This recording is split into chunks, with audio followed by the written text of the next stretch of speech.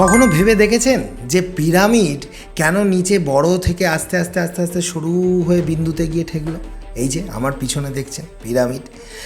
কখনো দেখেছেন ইট ভাটাতে চিকনি দিলে নিচেটা বড় আস্তে আস্তে আস্তে আস্তে আস্তে আস্তে ছোট হয়ে যায়? তার কারণ যখন আমরা অনেক উঁচু গাঁথনি করি তখন আস্তে আস্তে নিচেটা বড় করে আস্তে আস্তে আস্তে আস্তে ছোট করতে হয়। সেটা কিন্তু সব ধরনের বাড়ির ক্ষেত্রেই সত্য। যেমন আপনি আগেকার দিনের যখন লোড বিয়ারিং বাড়ি হতো, নিচে মোটা ভিত থেকে শুরু হতো, 50 ইঞ্চি ভিত, আস্তে আস্তে গিয়ে প্রথম তলায় 25 ইঞ্চি, তার উপর তলায় দেখা যাবে 15 ইঞ্চি, তার উপর তলায় দেখা যাবে 10 ইঞ্চি, এইভাবে ছোট হয়। তার মানে কনস্ট্রাকশানের একটা বেসিক নিয়ম রয়েছে। আপনি দুবাইয়ের সেই বড় বিল্ডিংটার কথা মনে পড়ছে, বুর্জ খালিফা? একটু ভালো করে দেখুন তো, আস্তে আস্তে আস্তে আস্তে সরু হয়ে গেছে। টাওয়ার দেখেছেন, সরু হয়ে যায়। তার মানে স্ট্রাকচারের একটা বেসিক প্রিন্সিপাল হচ্ছে গোড়াটা মোটা, আস্তে আস্তে আস্তে আস্তে শুরু হয়ে যাবে। অনেকেই বলে দাদা এটা আবার নতুন কি? এটাই অনেক কিছু, যারা অনেকেই এইসব বিষয়ে জানে না। তার মানে আমি যদি একটা উঁচু লম্বা জিনিস তৈরি করতে চাই তাহলে আমাকে গোড়াটা মোটা করতে হবে, উপরটা সরু করতে হবে। এবার ভেবে দেখুন এই ছবিটা, যেটা থাম্বনেল থেকে আপনারা এসেছিলেন, যে এরকম একটা দেয়াল উল্টে গেল। আমি জানি এটা ক্যান্টিলিভার অঞ্চল, আমি জানি ক্যান্টিলিভারের উপর 5 ইঞ্চি গাঁথাটাই উচিত, কিন্তু সেটা আলাদা ব্যাপার। ক্যান্টিলিভারে 5 ইঞ্চি গাঁথলে এখানে কী কী ভুল হলো সেটা নিয়ে কাটাছেনা করব। তবে আগে বলি, 5 ইঞ্চি গাঁথনি যে ঝড়েতে উল্টে যেতে পারে সেটার একটা প্রমাণ তো এই ছবিটা, এই ফুটেজটা। অর্থাৎ যে গাঁথনিটা নিজে স্টেবল নয়, ওইটাই যদি বড় থেকে ছোট হতে হতে হতো। এবার অনেকেই বলে দাদা এরকম আবার গাঁথনি হয় নাকি যে নিচেটা থেকে এরকম পিরামিডের মতো গাঁথনি? সে তো হয় না, সবাই সমানই দেয়াল করে। এইখানেই তো প্রশ্ন, এইটাই তো কান কামড়ে বোঝাতে চাইছি, এটাই তো আপনাদেরকে বলতে চাইছি যে ভেবে দেখুন যদি ওটা মিনিমাম 10 ইঞ্চি দেয়াল হতো, অ্যাটলিস্ট ওই ঝড়েতে ওইভাবে না উল্টে যেত না। তার কারণ 10 ইঞ্চির একটা স্টেবিলিটি রয়েছে, সেটা দুটো ইট, ওটা হাফ ব্রিক ওয়াল নয়। এখন অনেকেই বলে দাদা ক্যান্টিলিভারে কি 10 ইঞ্চি গাঁথা যেত? আমি বারবার বলছি ভিডিওটার মূল পয়েন্টে আসুন। ক্যান্টিলিভারটাকে আমি কিন্তু ক্যান্টিলিভারে 10 ইঞ্চি গাঁথা যেত না, সেটা ঠিকই, কিন্তু ওইটা কেন ভেঙেছে ওটা আমি পরে আসছি। আমি যেটা ভিডিও বলতে চাইছি যে 5 ইঞ্চি গাঁথনি করার খুব শখ অনেক মানুষের। সেই সব মানুষদের চোখে আঙুল দিয়ে দেখাতে চেয়েছি যে 5 ইঞ্চি গাঁথনি সব জায়গায় চলে না। যেমন 5 ইঞ্চি গাঁথনি করলে সবার প্রথমে যেটা প্রবলেম হয়, দেয়াল রসবেই। 5 ইঞ্চি গাঁথনি টানা লম্বা তোলা যায় না। ওই বাথরুমের পার্টিশন ওয়ালটা, কিচেনের ছোট্ট পার্টিশন ওয়ালটা, ছোট ছোট দেয়ালগুলো 8 ফুট 9 ফুট, তার জন্য হাফ ব্রিক ওয়ালটা তৈরি করা হয়েছিল। 5 ইঞ্চি গাঁথনি হলে বড় ওয়াল হ্যাঙ্গিং কোমোট লাগানো যাবে না। অনেকেই বলবেন যে কেন, আমরা তো লাগাচ্ছি। প্রথম কথা হচ্ছে 5 ইঞ্চি গাঁথনিতে আপনি বড় দেয়াল টিভি লাগাতে পারবেন না। অর্থাৎ যা কিছু ভালো বড় হেভি জিনিস সেগুলো ওই পার্টিশন ওয়াল অর্থাৎ 5 ইঞ্চি গাঁথনিতে করা যাবে না। এবং কেউ যদি বলে যে আমি করে দিয়েছি জোর করে, তাহলে সেটা দুর্বল এবং সেই দেয়ালে প্রবলেম আসবেই আসবে।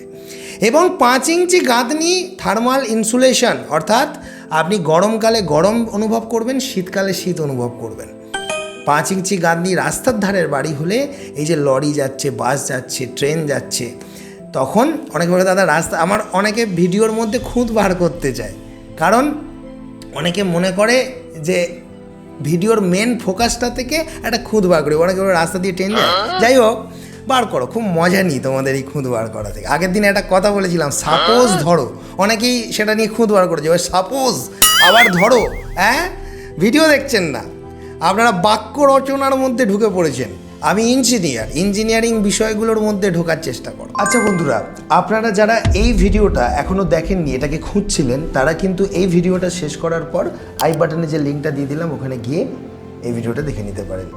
তো যাই হোক, একটা জিনিস দেখো, ওই যে 5 ইঞ্চি গাঁথনিটা তাহলে সারভাইভ করবে না রাস্তার ধারের বিল্ডিংয়ে। তাহলে তোমরা যখন নতুন নতুন বাড়ি করছো, বিশেষ করে পাশ দিয়ে রাস্তা আছে, লরি যায়, বাস যায়, ট্রেন যায়, ট্রাম যায়, রেল লাইন আছে, সেখানে তোমরা 5 ইঞ্চি দেয়াল দেওয়ার কথা ভেবো না।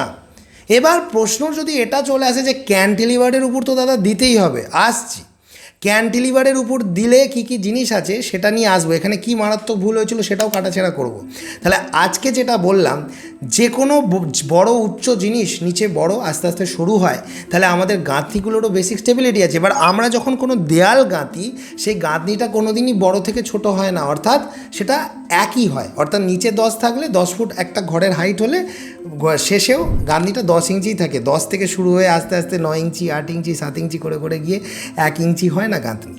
তো সেক্ষেত্রে দেখা যায় যে মিনিমাম যদি একটা ওয়ালকে জাস্ট দাঁড় করিয়ে রাখি, আমি যদি হঠাৎ করে একটা কম্পিটিশান করি, দেখা যায় যে একটা পিচ রাস্তার উপর আমি যদি বলি যে বিভিন্ন ধরনের গাঁথনি গাঁথা হোক, গাঁথনিগুলো লম্বা করা হোক 10 ফুটের, আর আমি অ্যানিমেশন করে দেখাচ্ছি, গাঁথনিগুলো লম্বা করা হোক 10 ফুট, হাইট করা হোক 10 ফুট, একটা গাঁথনি করা হোক 5 ইঞ্চির, একটা গাঁথনি করা হোক 3 ইঞ্চির, একটা গাঁথনি করা হোক 10 ইঞ্চির, একটা গাঁথনি করা হোক 15 ইঞ্চির, আর আমি গেলাম না। এরকম করে করে তো 20-25 অনেকই করা যায়।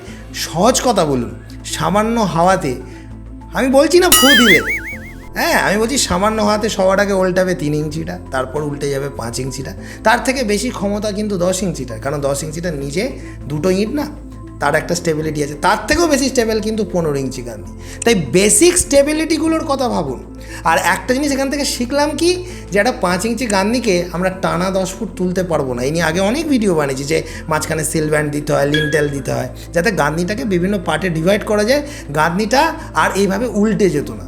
এবার চলে আসি এখান থেকেই এই ব্যাখ্যাটায়, এই যে ভাইরাল হওয়া ফুটেজ যেটা আমার কাছে আসে, আমাকে অনেকেই পাঠিয়েছে যে দাদা এটা নিয়ে আপনি কিছু বলবেন না। বলবো তো বটেই, কুমারদা বিল্ডিং নির্মাণের ভিডিও বানায়, এই টপিকটা কভার করবে না। এখানে প্রথম যেটা ভুল হয়েছিল সেটা যদি আপনারা ছবিটা ভালো করে তাকিয়ে দেখেন, দেখবেন আমরা সবসময় বলি যে ক্যান্টিলিভার অঞ্চলে যদি গাঁথনি করা হয়, সেই গাঁথনিগুলোকে বিভিন্ন ব্যান্ডের মধ্যে রাখতে হবে, সিল ব্যান্ড দিতে হবে, লিন্টেল দিতে হবে, এবং সেই সিল ব্যান্ড লিন্টেল যেগুলো মেন কলাম, তার সাথে কোনো না কোনোভাবে কানেক্ট থাকতে হবে কোনো না কোনো পয়েন্টে। এবার বিশেষ করে দেখা যায় অনেক সময় ওই ক্যান্টিলিভারের মুখে একটা এজ বিম দেওয়া হয়, যেমন এই ভিডিও ফুটেজটায় দেখছেন, এবং এই এজ বিমটা যেটা মেন ওয়ালের লোডটাকে ক্যারি করে।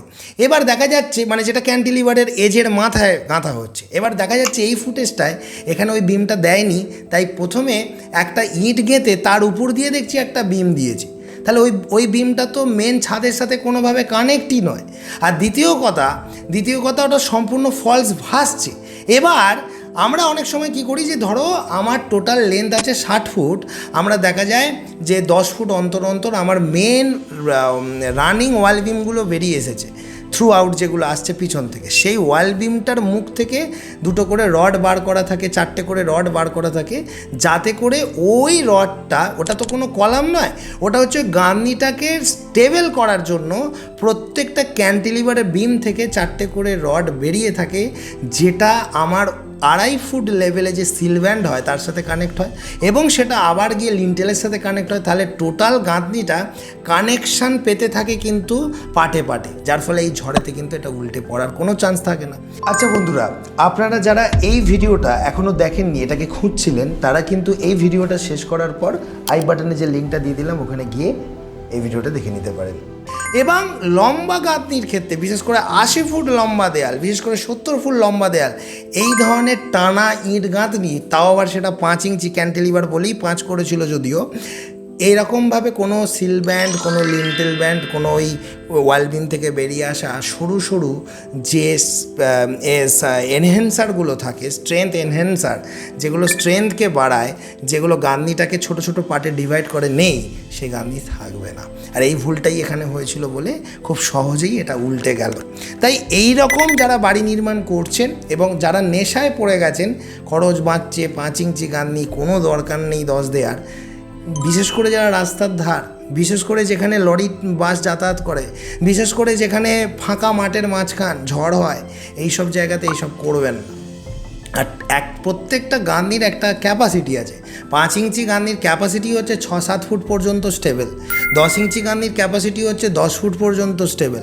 এরকম 10 ইঞ্চি গাঁথনি দেখবেন হঠাৎ করে 20 ফুট গেঁথে দিলে উল্টে পড়ে যেত, যেটা 5 ইঞ্চির বেলায় হয়েছে। তাহলে প্রত্যেকটা গাঁথনির একটা ক্ষমতা রয়েছে, 15 ইঞ্চির আরেকটু বেশি। তাই জন্যই প্রথমে উদাহরণটা বলেছিলাম যে কেন পিরামিডের বেলায় নিচেটা মোটা করে আস্তে আস্তে শুরু করা হয়েছিল। তাই ব্যাপারটা বোঝাতে পারলাম, এখান থেকে অনেক কিছু বুঝলেন অনেকে। আমরা যুক্তি দিয়ে সুন্দরভাবে বোঝানোর চেষ্টা করি, আশা করি বাংলা ভাষায় কেন হিন্দি বলুন, ইংলিশ বলুন, উর্দু বলুন, কোনো ভাষাতেই এত ভালোভাবে কোনো একটা সিভিল ইঞ্জিনিয়ার দায়িত্ব সহকারে বোঝায় না। অনেকেই বুঝতে পারে না যে দাদা আপনি কে, আমি একজন সিভিল ইঞ্জিনিয়ার। আমাকে একজন প্রশ্ন করছো, দাদা আপনি কি আর্কিটেক্ট, আপনি কি কন্ট্রাক্টর? বুঝতে পারছো না।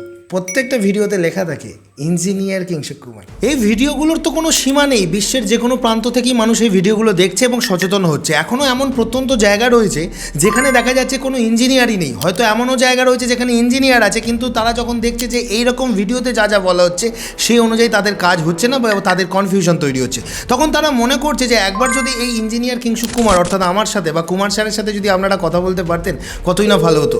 তার জন্য আমরা একটা সুবিধা রেখেছি, যেটা হচ্ছে যে মাত্র 200 টাকার বিনিময়ে 10 মিনিট সরাসরি আপনার গভীর থেকে গভীরতম সমস্যার ছবি ও ভিডিও পাঠিয়ে আমাদের থেকে সমাধান নিতে পারেন। এবং তার জন্য না আপনাকে আমাদের অফিসে আসতে হবে, না আমরা ওখানে যাব, অর্থাৎ সম্পূর্ণ ফোন কলের দ্বারাই এটা পেতে পারেন। সোমবার আমাদের অফিস বন্ধ, সোমবার বাদে যে কোনো দিন বিকাল 5টা থেকে 7টায় সাধারণত এই অ্যাপয়েন্টমেন্টটা দেওয়া হয়। এছাড়া সকাল 10টা থেকে 12টার মধ্যেও পেতে পারেন, তবে সেটা শর্ত সাপেক্ষ। এছাড়া আমাদের কাছে বিভিন্ন ধরনের পরিষেবা রয়েছে, 3D ড্রয়িং, 2D ড্রয়িং, সেই একটা চার্টও আমি আপনাদেরকে দেখাচ্ছি। 2026 সালের যে নতুন চার্ট আমরা দিয়েছি, সেটা পেতে গেলে আপনারা সবসময় আমাদের হোয়াটসঅ্যাপ নাম্বারে হোয়াটসঅ্যাপে লিখবেন যে স্যারের সাথে অ্যাপয়েন্টমেন্ট নিতে চাই বা আপনাদের পরিষেবা চার্টটা পাঠান। তো এগুলো লিখলেই কিন্তু আপনারা আমাদের সমস্ত পরিষেবাগুলো জানতে পারবেন। তবে একটা কথা বলি, এটা শুধুমাত্র গল্প করার জন্য করা নয়, এটা করা রয়েছে যাদের একদম বিপদে পড়েছেন তারাই কেবলমাত্র যোগাযোগ করবেন, অর্থাৎ যাদের মনে হচ্ছে সামর্থ্য নেই, এইটুকু টাকা দিয়েও কথা বলতে পারবো না, তারা করবেন না। কারণ অনেকেই জানেন যে 2000-3000 টাকা লাগে একটা ইঞ্জিনিয়ারকে সাইটে আনতে। সেক্ষেত্রে এই অল্প টাকার বিনিময়ে যদি আমি একজন যার ভিডিও দেখছি তার কাছ থেকে পরামর্শ পেয়ে যেতে পারি, তাহলে তার থেকে আর ভালো কিছু হয় না। তাহলে তারাই যোগাযোগ করবে। ভিডিওগুলো কেমন লাগছে বলুন, মানে যে সমস্ত ইঞ্জিনিয়ারদের সিক্রেটগুলো থাকে সেগুলো সব কিন্তু আমি তুলে দিচ্ছি ভিডিওর মধ্য দিয়ে, এবং সম্পূর্ণ বিনামূল্যে এগুলো আপনারা জানতে পারছেন ভিডিওর মধ্যে। তাই ভিডিওগুলো যদি সত্যিকারে ভালো লেগে থাকে একবার সাবস্ক্রাইব করে দেখুন, এরকমই গেম চেঞ্জিং ভিডিও প্রতিনিয়ত পেতে থাকবেন। দেখা হবে পরবর্তী ভিডিওতে।